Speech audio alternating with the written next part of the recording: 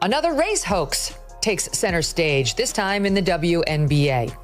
This story has had many twists and turns over the past week, so we're going to walk you through how it all unraveled in spectacular fashion. Did you catch the latest drama in the WNBA? The league kicked off a full investigation after Angel Reese claimed she faced racist abuse during a game against Caitlin Clark. The WNBA even released a statement declaring that racism has no place in their sport, making everyone think something serious had happened. But after 10 days of digging, the league revealed there was no evidence of any racism whatsoever. So what really fueled this massive controversy? How did a single social media post turn into headline news? Let's break it down from the beginning. Caitlin Clark's team, the Indiana Fever, faced off against the Chicago Sky, home to player Angel Jussie Smollett Reese. The WNBA season opener between the Indiana Fever and Chicago Sky was hyped as a showdown of sheer talent and intensity. Rookie sensation Caitlin Clark, the talk of the town, was set to face off against Angel Reese, one of the league's boldest rising stars. Both players are known for their aggressive style and fierce trash talk, so fans were bracing for some serious heat. Tensions boiled over in the first half when Reese went up for a rebound and Clark struck her leading hand, causing Reese to tumble. The referees didn't hesitate. They immediately called a flagrant foul. Check out the play for yourself. Against Reese, in other words, Caitlin committed the foul.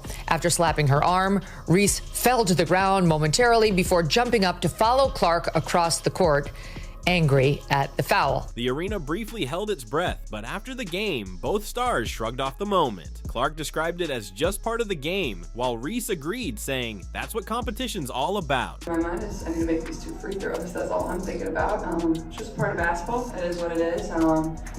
Just trying to make a play on the ball and get the block.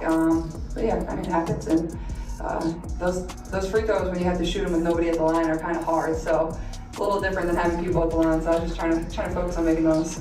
Everything shifted after the press conference when the Associated Press revealed that the WNBA had launched an investigation into claims of racist abuse aimed at Reese by Fever fans during the game. The league quickly issued a statement condemning racism and all forms of hate and discrimination. What began as a routine matchup had suddenly become the focus of a major league-wide probe. The WNBA strongly condemns racism, hate, and discrimination in all forms. They have no place in our league or in our society. We are aware of the allegations and are looking into the matter. Then, Reese had a change of heart. She posted a TikTok video, which included this screenshot. It shows Clark walking away from Reese after the foul with the message, "White gal running from the fade." It has since been taken down. This was wild. Reese shared a TikTok clip of Clark walking away after the foul with the caption, "White gal running from the fade." The video blew up instantly. Some viewers said Reese was just keeping it real, while others saw it as unnecessary drama. But seriously, why drop a post like that when the fans of the player you're calling out are already under a racism investigation? The video got taken down eventually, but by then it had already exploded all over social media, and believe me, things were about to get even worse. Reese then spoke to reporters about how the alleged racism hurled her way was very hard to deal with during the game. Did you notice? In the days after, Reese told the press she had been subjected to racist remarks from the fans and stated, "Obviously, there's no place in this league for that. I think the WNBA, our team and our organization has done a great job supporting me. I've had communication from everyone, from so many people across this league, and being able to support me. Going through this whole process, obviously, it could happen to me, it could happen to anyone, and I think they've done a great job supporting us in this." What do you think the league's response, just coming out right away and getting that investigation going? Yeah, obviously, like I said, they understand that this is the priority. Obviously, there's no place for this, and they preach. I think 2 days before they put out no hate, no speech. And obviously, the women in this league, they know that, and know there's no space for that. She expressed her gratitude to the WNBA and her team for standing by her, sharing how draining it was to perform while carrying that kind of pressure. But wait, this is the digital era, and yet there's still no evidence. No videos, no audio clips, absolutely nothing. So now we're at, it was hard to hear when it happened. What happened exactly? You were subjected to racism? What specifically? What happened? It was hard to hear. If it can happen to me, it can happen to, and did it happen to you? What exactly is your evidence that anything at all happened to you involving racism from the Fever fans. There was also a lot of confusion. Reporters discovered that neither Angel Reese's coach nor her teammates had heard any racist remarks during the game. In fact, many said they didn't even know about the allegations until the story surfaced online. The investigation was sparked by anonymous claims on social media, not from any reports made directly to the team or league officials at the time of the game. Aware of any hate speech during the game. Angel Reese did not run off the court saying somebody said something racist to me. Now the latest news is that they heard anonymous social media commentators saying there was racism. Oh, that's how you began your investigation? So nobody in the arena was actually complaining? She wasn't complaining? You, the coaches, didn't hear anything? It's some anonymous social media users who got this started. That's reliable. A major part of the controversy focused on a moment late in the fourth quarter when Angel Reese stood at the free throw line. Some viewers online insisted they heard monkey noises coming from the crowd, claiming it was a racist attack. Clips of the scene quickly circulated, and the background sounds were undeniably odd, something like a high-pitched screech followed by laughter. Maintain the basketball. Reese misses. When the WNBA carefully examined the game's audio and video, they determined the noises were unclear and most likely just typical crowd sounds or a common noisemaker. Things you'd expect to hear at any basketball game. There was no proof pointing to any racist intent. I don't know what that is. To me, it sounds like a noisemaker, one of those weird noisemakers that you might use on New Year's Eve, which is very common during these free throw shots to distract the opposing team's player.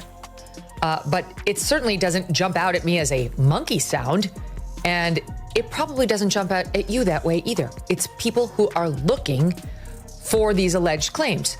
And by the way, like, who in a crowded arena would actually do such a thing? The league dedicated 10 days to digging into the claims, but the controversy only grew louder. While some stood firmly behind Angel Reese, others highlighted the absence of concrete evidence. What should have been about basketball was completely overshadowed by what happened in the crowd. All it took was one social media post and a wave of rumors to trigger a full investigation and dominate the headlines. The people who think that there are racists and racism everywhere in America, those are the ones who go to that place. But without any supporting evidence, nothing more than a statement put out by the WNBA about unspecified racism, and now we know that's based on social media users, some sports analysts had no problem declaring, oh, it happened. There's racism at these WNBA games. But it wasn't just the fans who fueled the fire. The media and sports analysts quickly jumped in, turning the situation into a full-blown spectacle. As soon as Reese's post started gaining traction, the narrative shifted, with many commentators framing it as an unmistakable case of racism. Monica McNutt from ESPN was among the first and loudest to weigh in, speaking candidly on air as she declared, The fact that the WNBA has to put out a statement because of racist comments and unsafe conditions toward Angel Reese, I just want people to be mindful. If this was the other way around, oh, Lord, you can only imagine how the conversation would have gone. When it comes to racism and the hateful rhetoric and the statement that the WNBA is saying, I think it's important because at the end of the day, if you are truly a basketball fan, you would understand and agree. We have no space in our game for those types of comments. That wasn't just news coverage. It was shaping the entire narrative, telling viewers how to interpret the situation before any real facts were revealed. Emmanuel Acho from Fox Sports and Chini Ogwumike from ESPN quickly jumped on board, repeating the same storyline and acting like the allegations were already confirmed. People are using this situation as a cover for their innate vitriol and maybe their innate kind of racism or racial tension or racial misunderstanding. And now that they have been given a reason, at least a reason that they're going to try to take, which is Angel Reese reacting to Caitlin Clark's foul, now this is their opportunity to say what they always wanted to say, but they needed a mask to put on to cover up the innate whether it's racism or the innate prejudice or just the innate hate that they have for Angel Reese and the way in which she carries herself. The atmosphere was electric, as if everyone was certain this was an open and shut case of racism. Yet, all that existed then was a deleted TikTok and a few fiery social media posts. No one hesitated or took a moment to reflect, just an overwhelming rush of conviction that quickly spread through the sports community and dominated the headlines. Okay. You heard the one commentator say those types of comments. What comments were they, sir? What specifically? Walk us through them. He has no idea. And Acho alluding to fans being comfortable spewing racism while wearing masks. What was the racism that was spewed? What masks? What? Again, what evidence are you citing? Walk us through it. You're a journalist, right? You purport to be a sports journalist, commentator. Walk us through it. Totally open-minded. Let's do it. Over the course of 10 days, the league conducted interviews with fans, arena personnel, and carefully analyzed every detail of the broadcast. When it was all said and done, their official conclusion stated, based on information gathered to date, including from relevant fans, teams, and arena staff, as well as audio and video review of the game, we have not substantiated it. There was no solid evidence to back up the accusations of racist abuse. Yet, the controversy continued. Some fans defended Reese, insisting her experience deserved respect, while others highlighted the absence of proof as a reason to put the issue to rest. That's it? You got everybody worked up over absolutely nothing. You have not substantiated any allegations of race. What really blew this story up was how it completely hijacked the conversation around the WNBA. Instead of focusing on the game itself, everyone was caught up debating what may or may not have happened in the crowd. Just one social media post combined with a flood of online rumors was enough to trigger a full investigation and keep the headlines buzzing for days. Maybe we shouldn't run with anonymous social media users' allegations? Perhaps social media is not the most reliable source for massive racism investigations without anybody who was actually there having heard, seen, or witnessed it. And maybe you should fill in the lines a bit more when you announced that your big race hoax was exactly that. Here's where things took an unexpected turn. After the WNBA concluded its investigation with no evidence of racist remarks or abuse, Wnba came forward with an apology. She explained that her words were spoken in the heat of the moment and came from a place of genuine care. She went on to say, "I'm dedicated to improving how I express my views and growing alongside the sport that I deeply love and respect." Check this out. You know me, you know I'm not afraid to say I can do better. I am sorry that my message was in the heat of the moment because when I initially spoke on the topic, it really came from a place of care. It was based on firsthand conversations with people very close to the situation who raised real concerns, and they told me what they had experienced. And I felt like it was important and it was necessary to acknowledge those allegations and also voice those experiences. Now, in the process, however, I totally recognize that it may have impacted fans in a way that I did not intend, and I am sorry. On the surface, it seemed like a step toward accountability. She acknowledged her emotional response and expressed a desire to do better. But Megyn Kelly wasn't convinced. Kelly pointed out that Wnba's apology, quietly shared on social media, didn't carry the same weight or reach as her initial claims. She demanded a genuine public correction in the very space where those accusations first blew up. Kelly emphasized the difference between simply saying, "I'll do better," and actually setting the record straight for the fans who heard the original story. Ridiculous. Don't worry, there's never any penalty for fake racism reports. None. She knows very well she can proceed with impunity on such reporting. Let's remember, this whole controversy was sparked by unconfirmed accusations. No coaches, players, or fans at the game reported hearing any racist remarks. Even Angel Reese's own teammates and coaches said they didn't notice anything unusual. So what proof was actually being referenced? When you break it down, it's just rumors and social media reactions. No concrete evidence to support the claims. Kelly criticized the narrative for being driven by feelings rather than facts. By the way, she did not address her own false reporting. Let me tell you how it's done. When you say something that is totally false on the air, you have to go out, and by the way, it needs to happen in the same forum in which you committed the sin. Not on social media, which is the coward's way out. You go and you look into the same camera into which you made the first allegation, and you say, "Here is what I said, and that was wrong. And this is how I know it was wrong." Kelly's frustration wasn't just about how the media reacted this time. It highlighted a much bigger issue. She called out the media's double standards, especially when race enters the picture. Kelly argued that if the situation had involved a white player making the accusations instead of Angel Reese, the coverage would have been completely different. She pointed to the case of Brittany Griner, who was accused of making a racially charged comment toward Caitlin Clark after a game, as a clear example of this inconsistency. In a viral clip, after she made a foul play, Griner appears to mouth something rather controversial. It might be, though we don't know, trash and possibly fucking white girl. The clip went viral, amassing millions of views and igniting fierce debates across social media platforms. But here's the catch. Despite all the buzz, major sports media outlets largely stayed silent. There were no in-depth analyses from big-name commentators, no official statements from the league, and certainly no formal inquiry. The whole situation was pretty much swept under the rug by those who should have been asking the tough questions. Griner herself hasn't commented. Now, why is that? If you were being accused of making racist statements, I think you'd want to clear that up quickly. You'd race to the cameras and put out a statement on X to say, I said fucking whack call.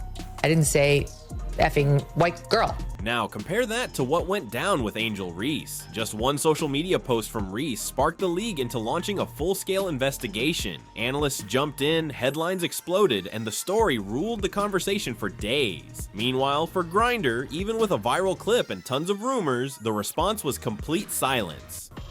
But she's not. She's apparently totally comfortable letting those allegations linger. Megyn Kelly didn't hold back, labeling it a clear case of selective outrage. She highlighted how Reese's accusations, never supported by solid proof, immediately grabbed the attention of both the league and media. Meanwhile, Greer's supposed on-camera remark was largely ignored. Kelly argued this isn't just a simple mistake, it's part of a troubling pattern that exposes how race-related issues are inconsistently handled in the world of sports. And Outkick reports that on Saturday, after that clip received millions of views, not a single reporter asked Griner about it. Then there's the issue of why Greer never publicly responded to the accusation. Kelly questioned, if the claim wasn't true, why not simply deny it and move on? Yet Greer has remained silent, never addressing what she supposedly said or didn't say. Despite the video circulating everywhere, not a single reporter brought it up during press conferences. Kelly suggested that maybe Greer feared what could happen if the audio was enhanced or if more footage surfaced. Is it that the same people who heard these alleged racist comments from the crowd, none of which were substantiated, were not able, because they could use their ears for that, were not able to see with their eyes what Brittany Griner was mouthing? Like, why was it so clear in the one instance and so unclear in the other, such that it didn't even warrant reporting along the lines of what I just did, which is, here's the dispute. Some people say she looked like she was saying X. Other people say she looked like she was saying Y. It didn't even get that treatment by these same outraged anchors. Or maybe she assumed that since the media wasn't pushing the story, it would quietly fade away. Either way, her silence left fans to speculate, sparking even more rumors and frustration. Kelly points out that if a white player had directed a racial slur at a black athlete, the reaction would have been swift and intense. Non-stop media coverage, league investigations, and likely quick penalties. But in Grier's case, where the alleged slur was reportedly anti-white, the response was nowhere near as serious. Kelly argues this double standard isn't just unfair, it actually makes it tougher to have honest discussions about racism in sports. She described it as a clear example of selective outrage, where some incidents explode into headlines while others are swept under the rug, depending on who's involved and what fits the prevailing narrative. So maybe Griner knows the story will disappear, because again, fake allegations of racism, nobody holds that against you. Anti-white racism, nobody holds that against you. That's fine, no problem. And she can behave with impunity and understand that these powerful voices within the sports industry will run cover for her and do the work of attacking alleged anti-black racism where it doesn't exist. The issue goes beyond just the media. The WNBA's reaction, or rather the lack of one, only fueled the controversy. If the league believed Reese's allegations warranted a full investigation, why was there no acknowledgement of the Greer incident? Kelly highlighted that this kind of inconsistency sends a troubling message. Some types of racism are taken seriously, while others are brushed aside. This isn't just a problem for the players involved. It undermines trust in the league, the media, and the idea that sports can stand for fairness and unity. If you're going to raise serious racism accusations, you need to have a serious basis for it. It seems like the whole country moved on from this sort of thing. I don't know why the NCAA, the Women's Basketball Association, is continuously engulfed in these sort of things. Yeah, the WNBA. Given that this is the sort of thing that is going to alienate people, you know, that whole incident with Caitlin Clark and Angel Reese with that foul that Caitlin Clark made on Angel Reese. The impact of this double standard goes far beyond a single viral incident. When one player's accusations spark nationwide debate while another's are overlooked, it breeds frustration and division. Fans rallying behind Reese may feel the league supports them, while Caitlin Clark's supporters are left questioning why their voices aren't heard. That divide only deepens as both the media and the league selectively decide which stories to highlight and which to quietly let fade into the background. Quick to run to the flames when it could be anti-black racism, but when it could be anti-white racism. Crickets. Kelly concluded her point by urging for fairness across the board, regardless of who's involved or what the accusation may be. She stated, "If we truly want to tackle racism in sports, playing favorites isn't an option. Progress only comes when everyone is held to the same standard and when we're willing to confront the difficult questions, even if it's uncomfortable. Otherwise, we're just deepening distrust and making it harder to solve the real issues." Why do we need national investigations every time somebody might have said something like a little bit inappropriate or a little bit off in the heat of the moment? That's the thing I thought we had left behind. You know, people in 80,000 person arenas are going to say certain things that players hear or don't hear very well. Just, you know, why do we need these constant scandals in order for people then to, you know, get on that high horse and say racism is unacceptable, and half the time it turns out it was all invented in the first place?